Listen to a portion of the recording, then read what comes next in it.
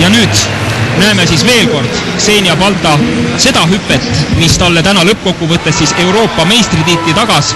Eesti rekordid 6.87, mis on ka siis maailma hooaja edetabeli liidri tulemus ja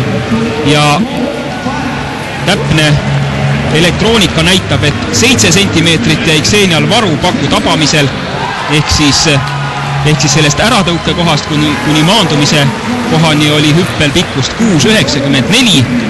Ajalukku läheb aga tulemus 6.87, millega Xenia Balta on tulnud Euroopa meistriks. Väga võimas hüppet, kui Xenia praegu ükskõik mis muud alada teeks, kas ta jookses 60 või 60 tõket, ma arvan, ka seal tuleks väga võimas tulemused.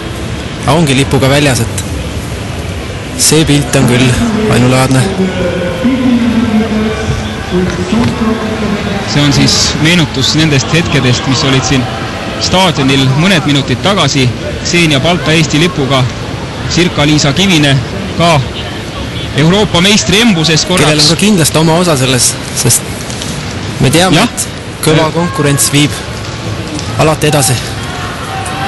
Täpselt ja veel väike suudlus kaamerasse.